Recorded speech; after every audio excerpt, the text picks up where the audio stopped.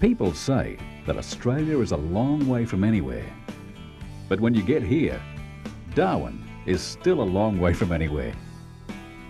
We're about to head out on a 3,600 kilometre journey and meet some of the characters and machines that toil on the Brisbane to Darwin run.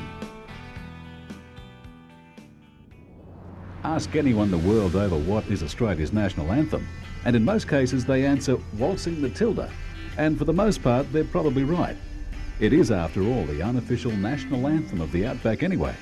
So much so that the Landsborough Highway, parts of the Mitchell Highway and the Burke Development Road are now nicknamed the Matilda Way. Therefore, it only seemed fitting that we meet Denis Sullivan and the Western Star he drives for Bob Wright at a little place called Kainoona. Because it's here that folklore has it that Bob McPherson, owner of Dagworth Station, told Banjo Patterson the story of the suicide of Samuel Hoffmeister beside the Combo Waterhole, 13 kilometres upstream of the Diamantina River, in September 1894.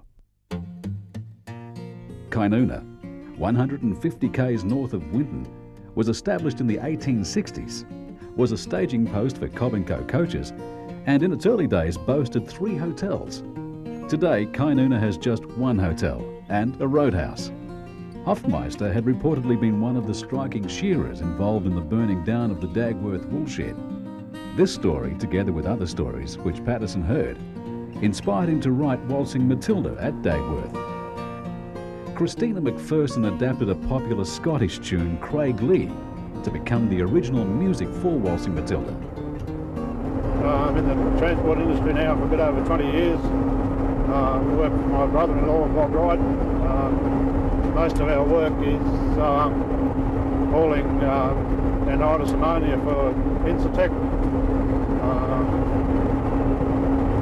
We run mostly out of the fertiliser works in Gibson Island, Brisbane, and Corrigang Island in Newcastle. Roughly 2 hours further up the track, the tiny town of McKinlay. Located 104 kilometres southeast of Cloncurry, McKinlay was named after the McKinlay River, which was discovered and named by the explorer John McKinlay. McKinlay's great claim to fame is that the local pub, now known as the Walkabout Creek Hotel, was featured in the original Crocodile Dundee movie as Dundee's regular drinking spot. It's also here that Icons, purpose-built centipede-like road trains, turn off and head west to the Cannington mine.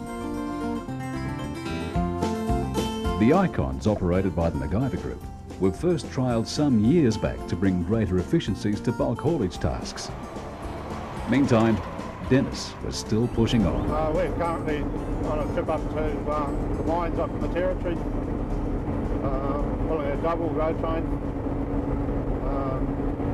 approximately 42 tonne of product, about 21 tonne in each tank. We work on what we call a 10-day turnaround with this trip. It takes about 3 days to go up, about 3 hours to unload, and 3 days to come back home.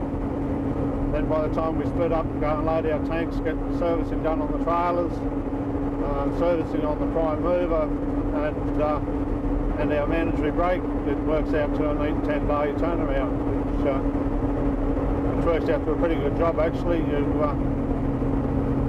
can work it that you're away for the 6 days, which is just the 5 nights away, and then you can be home for 5 nights. So to get a job like this where you're home half the time, it's actually pretty good.